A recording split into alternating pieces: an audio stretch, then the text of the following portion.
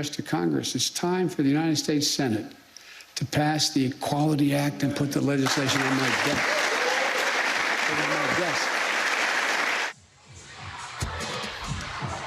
That was President Biden on Friday urging the Senate to pass the Equality Act. That bill would amend the 1964 Civil Rights Act, extending its federal protections to LGBTQIA people. The Equality Act passed the House in February, but it faces an uncertain future in the Senate. But polling shows that 70% of Americans say they support the bill.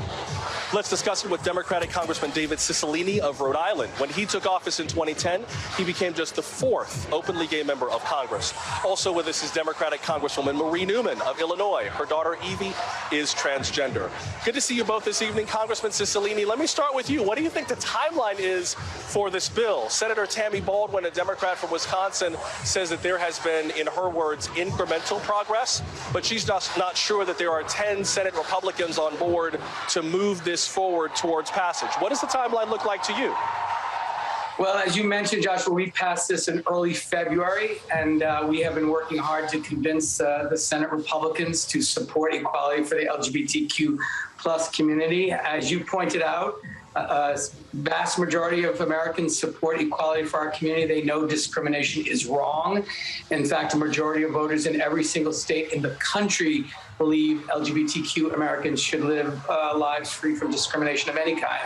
So this is really about Congress catching up to where the American people are, and frankly, the Republicans in particular. The only place the Equality Act seems to be controversial is in the Senate Republican caucus. So we're going to keep pressing until we have the full protection of the law. This was passed with the vote of every single Democrat in the House and 3 Republicans. And we're going to work hard to get the votes in the Senate. President Biden has said it's a priority for him. He wants the bill on his desk so that once and for all, every single American can live a life free from discrimination of any kind. Congresswoman Newman, let me ask you about the timeline on the other side in terms of the timeline for the community. States so far this year have passed at least 20 anti-LGBTQ bills through state legislatures. About 250 more have been introduced. What does the timeline for the community look like to you? I think the time is now, as we've been saying for decades, and I think the community is responding. You know, what's interesting about all of this at the state level is these ridiculous bills are a solution without a problem.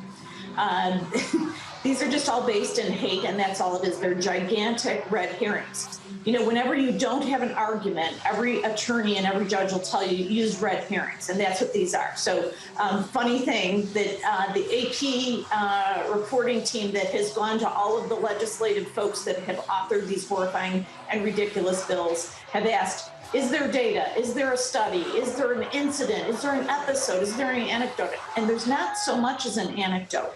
So the community is furious, and that 70% number that you quoted, I would say is closer to 80% in a lot of studies. So the reality is, numerically and statistically, it's almost impossible for these senators who are choosing to vote no to be voting with their constituents. It's literally statistically impossible. So I suggest they do the math.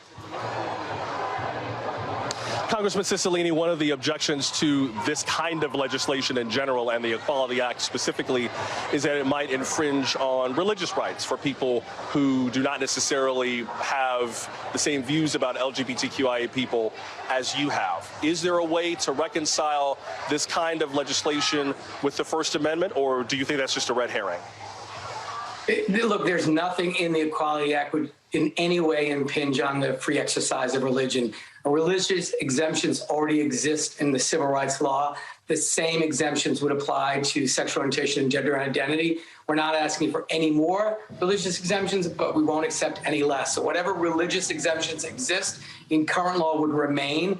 So that is not a basis upon which to object to the Equality Act. And as my wonderful colleague Marie just mentioned, you know, what's particularly disturbing is the community that needs the Equality Act the most, that's been the subject of the most horrific discrimination and violence, is the transgender community. And the idea that folks are using this community as a cudgel against the Equality Act is horrifying and wrong and is, inexcusable, and we're going to prevail. We will live in a country once and for all where members of the LGBTQ community can live lives free from discrimination. This fight began 52 years ago. We haven't reached the promised land yet, but the Equality Act will get us there. And as Congresswoman Newman said, the Senate Republicans need to understand they have a responsibility to respond to the demands of their constituents that understand equality is a founding principle of this great country, and no one should be subjected to discrimination in America. Congresswoman Newman, I wonder what this time means for you, particularly as the mother of a transgender child, and particularly with so many anti-trans bills that have been passed in state legislatures across the country, as you referenced. How has that journey affected the way that this strikes you as a lawmaker, as a policymaker, and just as a mom? As a mom, it's infuriating.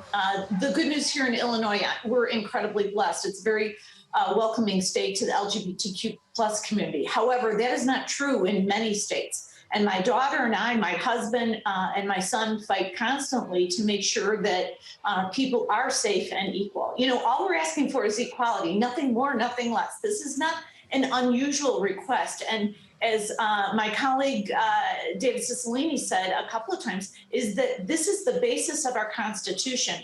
So for me, this is infuriating when I see these ridiculous laws on the books. But what I know is the American public wants this, whether it's the 70% study or the 80% study I saw not too long ago. This country wants this piece of legislation to be passed and wants everybody to be equal. We are good people.